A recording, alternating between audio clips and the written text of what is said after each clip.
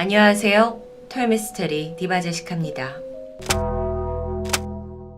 일본 후지 TV에서 2009년부터 2012년까지 3년간 성황리에 방영된 토크 버라이어티 쇼 오사칸 이야기라는 프로가 있습니다. 일본의 유명한 개그맨 마츠모토 히토시가 진행을 맡았고요. 게스트들이 나와서 자기가 겪은 오싹하고 무서운 일을 소개하는 방송이었죠. 우리나라의 심야괴담회와 유사하다고 볼 수 있습니다. 이 프로는 나중에 DVD로 제작될 만큼 일본에서는 큰 인기를 얻었습니다. 공포 덕후인 저는 어떤 내용들이 있었는지 정말 너무 궁금한데요. 오늘은 이 시리즈 중에서 가장 반응이 뜨거웠던 2009년 7월 21일 방송된 한 에피소드를 다뤄보고자 합니다. 그날의 출연자였던 일본 개그맨 시마다 슈헤이. 그는 자신의 후배가 겪었던 일이라면서 기이한 사건 하나를 털어놓습니다. 그때로부터 9년 전인 2000년. 시마다는 평소 알고 지내던 개그맨 후배가 이사를 한다는 전화 한 통을 받게 돼요. 별 생각 없이 어디로 가냐 물었고 후배는 시모키타자와 라고 대답을 하는데요. 일본 도쿄에 있는 시모키타자와라는 지역은 이 젊은이들 사이에서 굉장히 살고 싶은 지역 1, 2위를 차지할 만큼 번화가고 또 부유한 동네로 유명합니다. 시마다는 의문이 들었죠? 후배는 아직 무명인데 분명 생활 형편이 넉넉지 않을 텐데 어떻게 이사를 고르고 가지? 그러면서 걱정이 앞서기 시작했습니다. 일본에는 사실 이사를 자주 가면 거지가 된다 라는 말이 있을 정도로 이사 비용이 만만치 않은데요. 그런데 이런 이 선배의 걱정에는 아랑곳하지도 않고 후배는 그저 내가 진짜 좋은 방을 찾았다면서 들떠 있습니다. 그래서 들어보니까 진짜 나쁘진 않았습니다. 일본에서는 아파트라고 부르는 구조의 2층짜리 공동주택 이런 구조인데요. 건물 외벽에 계단이 달려있죠. 흔히 볼 수 있는 평범한 구조입니다. 후배가 계약을 한 방은 계단을 올라가서 바로 보이는 첫 번째 방 201호실이었습니다. 시마다 씨는 뭐가 그렇게 좋길래 무리해서 이사를 가냐? 라고 후배한테 물었는데 알고 보니까 201호를 제외한 다른 방 월세는 100만 원이 넘습니다. 하지만 여기가 유일하게 8,200엔을 부른 거예요. 8,200엔은 9만 원 정도입니다. 90만 원이 아니라 9만 원이요. 너무도 수상했죠. 일본에서는 이전에 여기서 사람이 죽었거나 또는 하자가 있는 방을 사고 물건이라고 부르면서 여긴 다른 곳보다 싸게 나오는 경향이 있습니다. 이런 일화는 예전 토요미스테리에서도 소개한 적이 있었죠. 하지만 아무리 그래도 이 정도로 가격이 내려가는 경우는 정말 잘 없습니다. 시마다 씨는 이거 뭐가 있다 라고 생각을 했고 이사를 가지 말라 라고 조언을 했지만 후배는 막무가내였어요. 다행히 아직 계약이 끝나지 않았다 라는 걸 알게 됐고 시마다는 다음날 후배와 함께 부동산을 방문합니다. 당연히 일본 부동산은 이게 사고 물건이라면 거기에 대해 설명을 해줘야 할 의무가 있어요. 그리고 이 방이 왜 이렇게 월세가 싼지 들어봐야 했습니다. 부동산에 도착해서 다짜고짜 왜 월세가 이러냐, 이거 좀 이상한 것 같다 했죠. 그랬더니 부동산 직원 또한 맞습니다 하고 바로 인정합니다. 보통이라면 어떻게든 포장을 해서 계약을 성사시킬 텐데요. 그러면서 하는 이야기가 사실 이 방이 지난 1년간 4명이나 계약을 했을 만큼 인기가 많았다고 합니다. 그런데 다들 2주를 넘기지 못하고 짐을 빼버렸고요. 그 중에 3명은 아예 야반도주를 하듯 집을 뛰쳐나갔다고 해요. 더 충격적인 건 나머지 1명은 2주를 넘긴 뒤에 변사체로 발견되었다는 섬뜩한 이야기. 근데 더 이상한 게 있습니다. 그 변사체의 사인, 아무도 없는 집에서 질식사를 당하고 사망한 거예요. 자살의 흔적이 보이지 않았고 강도가 침입한 흔적도 없었습니다. 결국 이런 이유로 방 월세가 계속 내려가서 9만 원이 됐고 뭐 부동산은 그래도 괜찮다면 계약하자라는 입장이었죠. 시마다 씨는 놀랬지만 아니 후배는 상관이 없다라는 태도였습니다. 일단 2주만 버티면 되는 거 아니냐라면서 결국 계약은 성사됩니다. 얼마 후 후배는 문제의 방으로 이사를 했습니다. 그리고 다음 날 시마다 씨가 안부를 물을 겸 그와 통화를 하게 되는데 나쁘지 않았다. 근데 잠을 좀 설쳤다. 그래서 피곤하다라고 하는데요. 전날 밤 이사를 마치고 피로감을 느꼈던 그는 적당히 정리 다 하고 정말 기절하듯 일찍 잠에 들었습니다. 그런데 어느 순간 눈이 떠졌죠. 새벽 2시 22분이었습니다.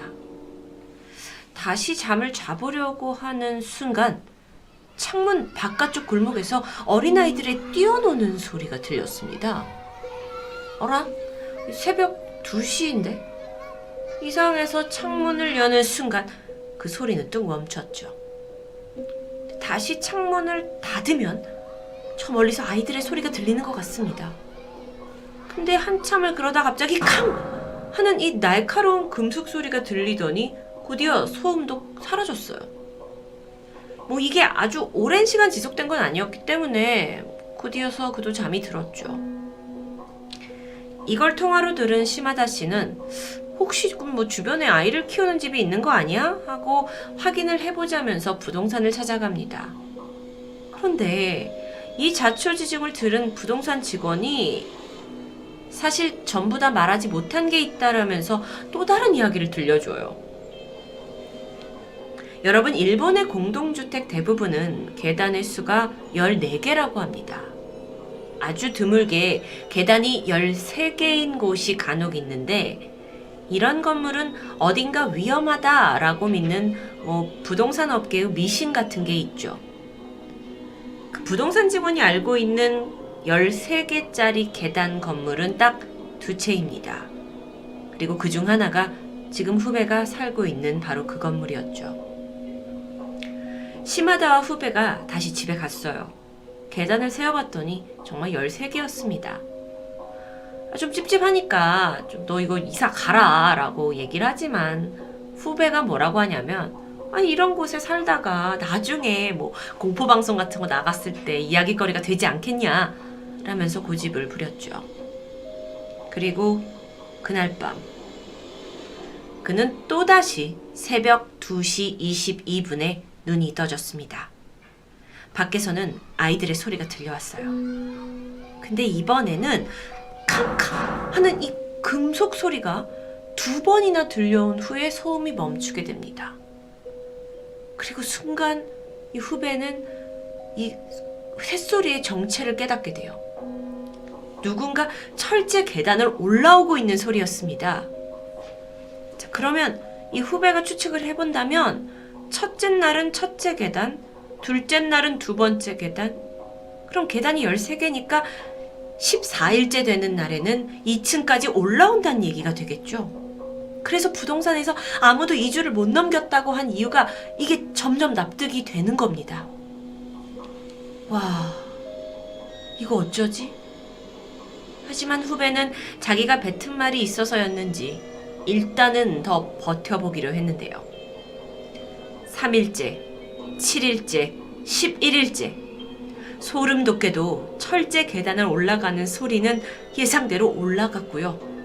후배 또한 점점 조이는 듯한 공포를 느끼게 되죠.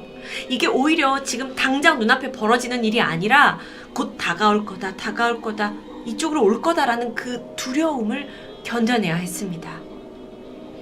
그리고 드디어 13일째 시마다에게 전화가 걸려왔어요. 후배였는데요. 다급한 목소리였죠. 정체불명의 누군가가 계단을 올라오고 있고 이게 매일 1개씩 늘어날 거다라는 예상을 뒤엎은 일이 있었다고 말하는데요. 어젯밤 후배는 새벽 2시 22분에 눈을 떴습니다. 그리고 이번엔 몇 명인지도 모를 만큼 수많은 성인들의 발자국 소리가 단체로 두두두두두 뛰어 올라오는 소리가 났어요. 그리고 곧이어 누군가 밤새도록 자신의 대문을 두들겼죠. 너무도 소름 끼치는 경험이었습니다. 후배가 완전히 정신이 나간 듯이 뭐라고 말을 하냐면 14일째 되는 내일 새벽이 되면 누군가 우리 집으로 들어와서 나를 죽일 것 같다 라고 말하는데요. 시마다 씨는 후배 3명을 더 불렀습니다. 그리고 다 같이 그 후배 집으로 가가지고 짐을 싸주면서 이사하자. 근데 이때 후배는요, 극도의 불안감을 느끼면서 집안에서 약간 좀 힘들어하고 있었다고 해요. 그래서 시마다가 네 마음이라도 좀 진정시켰으면 좋겠다 하면서 근처 있는 신사에 가서 부적을 사가지고 집안 곳곳에 붙여주기까지 했죠. 저녁 7시가 됐습니다.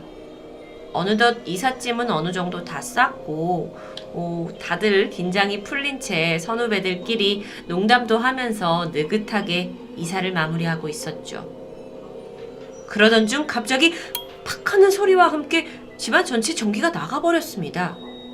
왜 순간 전기가 나가면 아무것도 안 보이게 되잖아요. 암흑 상태예요. 근데 여기서 두꺼비 집의 위치를 아는 건 집주인 후배. 시마다랑 다른 사람들이 야 가서 좀 켜봐 하고 이름을 외쳤지만 이상합니다. 아무런 기척이 들려오지 않아요. 근데 그 사이에 이 암흑 속에서 다들 어둠에 눈이 익게 되고 시야에 차차 방 안의 윤곽이 들어옵니다. 그 순간 바닥에 웅크려서 괴로워하고 있는 후배가 발견되죠. 근데 이게 심상치 않아요. 뭐가 아픈 것도 아니고 막 되게 힘들어하고 숨을 못 쉬는 것 같아요. 그래서 시마다하고 이랑이 일단 그를 업고 밖으로 나왔어요. 보니까 더욱더 상태가 좋지 않습니다. 신고를 했고 잠시 후에 구급차가 도착을 했고요. 병원으로 옮겨간 후 정말 놀라운 진단을 받게 되는데요. 이 후배의 기도에 뭔가 막혀 있다는 거예요. 응급처치를 했고 정말 다행히 그걸 제거하게 되는데 기도를 막고 있던 그것은 방 안에 붙여두었던 부적들입니다. 심지어 이 여러 부적들이 인간의 힘으로는 불가능할 정도로 꽉 압축이 돼서 조그맣게 만들어진 채 후배의 기도를 막고 있었던 것이죠. 만약 그때 시마다와 후배들이 없었다면 그는 질식사로 목숨을 잃었을 수도 있을 겁니다. 어라? 질식사 이거 어딘가 익숙한데. 이렇듯 평생 잊지 못할 공포를 경험한 후 시마다의 후배는 방송 자체를 아예 그만뒀고 시골로 내려가 지금은 다른 일을 하며 살고 있다고 전해집니다. 여러분, 싼 집에는 반드시 그 가격만큼의 이유가 있다라는 말을 들어보셨을 텐데요. 살기 정말 좋은 동네, 인기 좋은 동네에 말도 안 되는 저렴한 가격의 집이 등장했다면 과연 여러분은 그 유혹을 떨쳐버릴 수 있을까요? 오랜만에 돌아온 토요미스테리 괴담편 시마다의 13계단 디바제시카였습니다.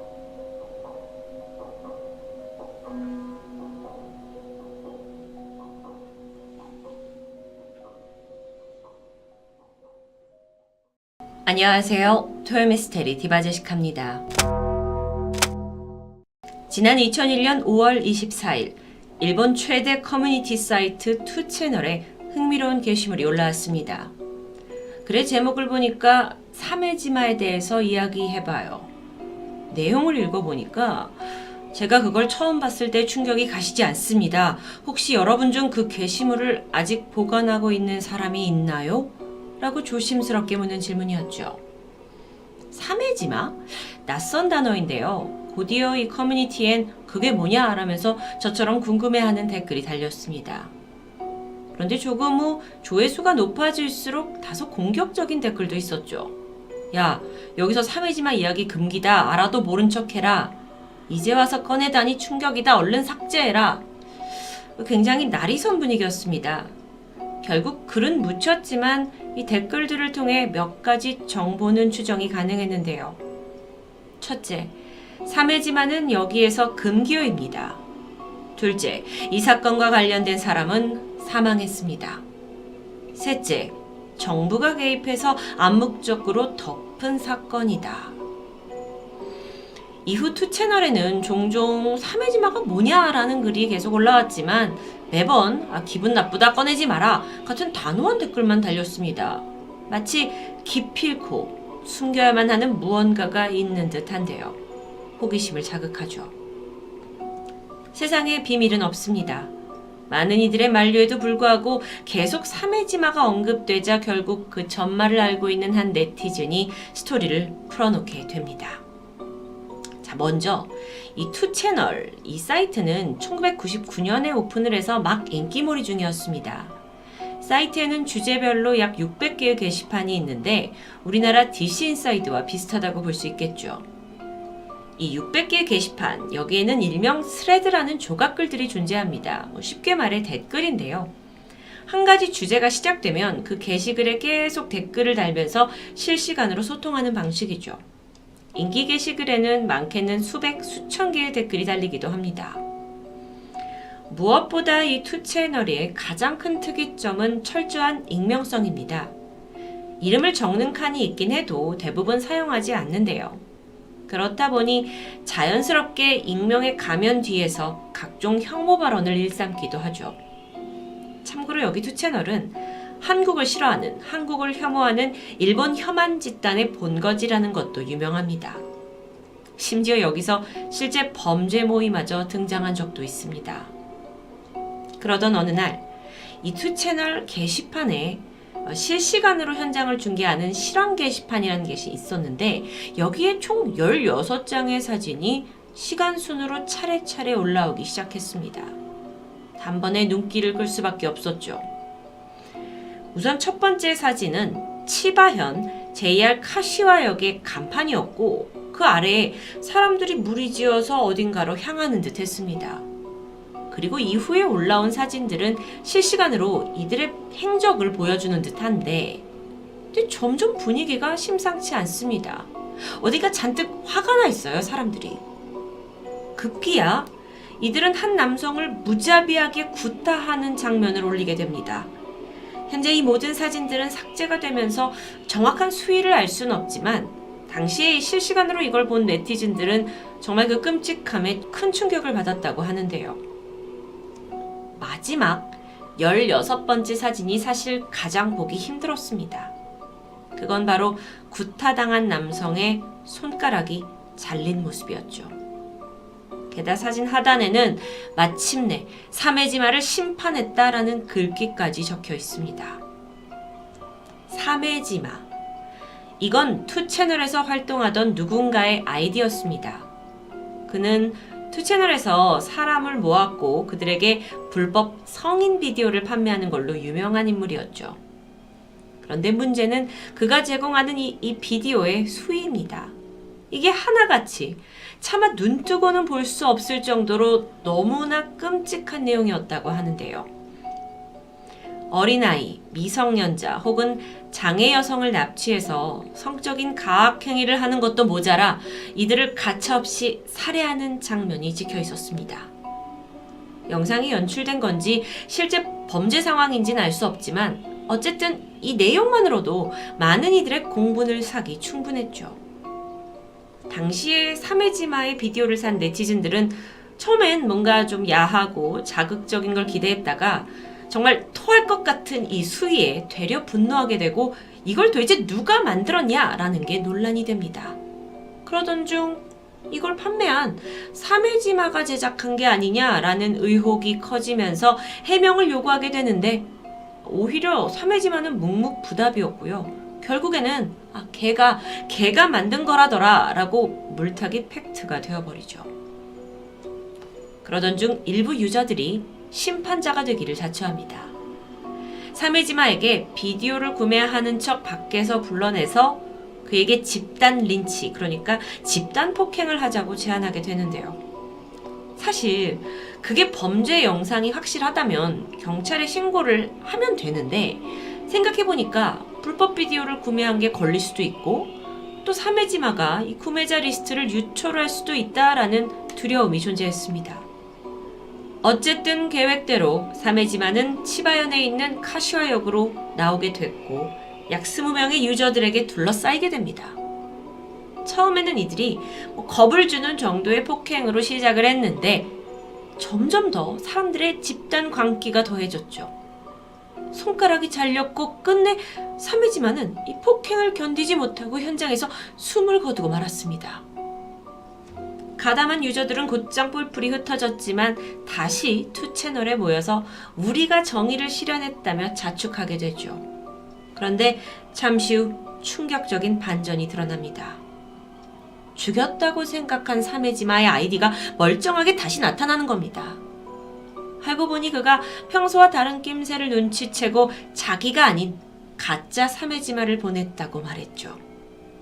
그러면서 실황 게시판을 모두 다 본 그는 이 폭행 사건에 가담한 사람들을 다 찾아내서 죽이겠다라는 제2의 살인 예고를 던져버립니다. 머지않아 사건에 실제 가담했던 20명 중 2명이 괴한의 습격으로 사망하는 사건마저 벌어집니다. 사실 대범하게 그런 불법 포르노를 제작하고 판매할 정도였다면 뒤에 야쿠자 같은 거대한 배우가 있을지도 모르는 일입니다.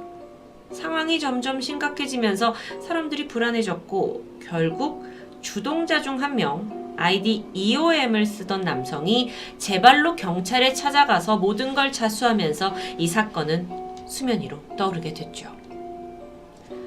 당시 경찰은 꽤 당황했다고 합니다. 그때는 지금처럼 인터넷 문화가 활발하던 때가 아니었기 때문에 이 사건 자체가 너무도 낯설었던 겁니다. 마치 우리에게 N번방 사건이 처음 알려졌을 때 이 신종 범죄에 우리가 낯설어하던 그런 기분이었을까요?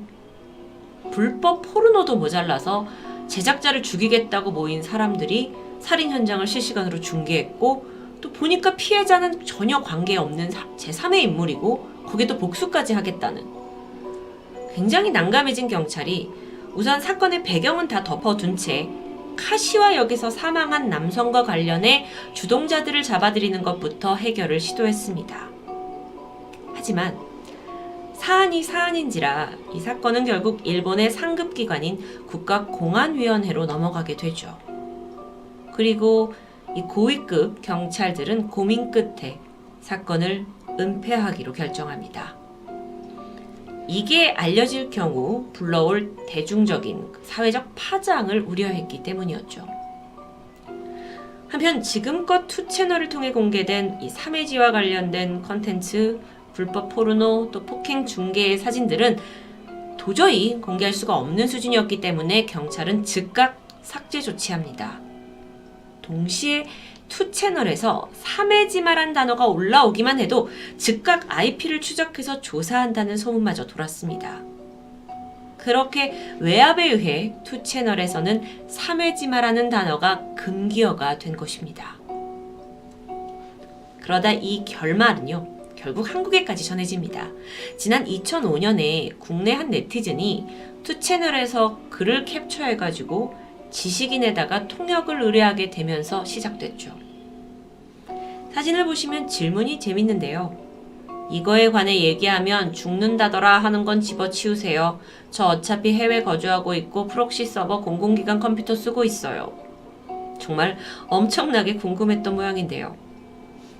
이후에 글을 해석해주고 답변을 단 사람, 그가 당신의 질문과 제 답변이 언제 삭제될지 모른다라면 어떤 굉장히 의미심장한 말을 남기면서 또 괜히 공포 분위기를 조성하기도 했죠. 그런데 실제로 현재 일본에서는 사메지마 사건에 대한 공식 기록을 찾아볼 수 없습니다. 그렇다 보니 스토리의 진위 여부를 정확히 파악할 수는 없는데요. 일부는 단순히 일본의 도시괴담이다 라고 치부하지만 여전히 어떤 사람들은 이 시대적인 감각에 뒤떨어진 정부로 인해서 은폐당한 부끄러운 사건으로 인지하고 있기도 합니다. 그런데 이게 그냥 도시괴담 아니냐라고 생각한 사람들은 사메지마가 어디서 왔는지 이 출처에 주목할 수밖에 없는데요. 처음 이 단어가 등장한 곳이 투 채널의 자유 게시판 같은 곳이었습니다. 근데 여기가 그냥 사람들끼리 잡담을 하거나 그럴듯한 이야기를 지어내가지고 서로 살을 붙이면서 마치 현실의 이야기처럼 꾸며내는 곳으로 유명하기도 하죠. 그렇다 보니 유저들끼리 장난으로 사메지마라는 허구의 인물을 만들어서 공포를 조성했다라는 주장도 있습니다.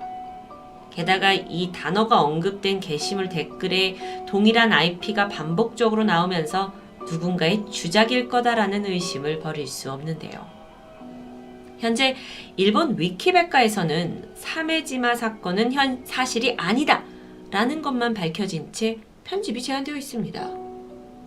하지만 그 사실 유무와 상관없이 사메지마 이 사건은 지금까지도 일본 인터넷 역사상 가장 유명한 도시괴담입니다. 그러면서도 유저들이 직접적인 언급을 꺼리는 아주 아이러니한 상황이 연출되고 있죠. 저는 이런 생각이 들었습니다. 어쩌면 그 단어 하나 속에 미성년자 포르노, 사이버 불링, 현피, 인터넷의 총범죄를 망라하고 있기 때문은 아니었을까요? 2000년대 초반에 생겨난 이 도시괴담은 사실 이제는 당장 주변에서 벌어질 만한 아주 현실적인 사건이 되어버렸습니다. 씁쓸한데요. 토요미스테리 디바제시카였습니다.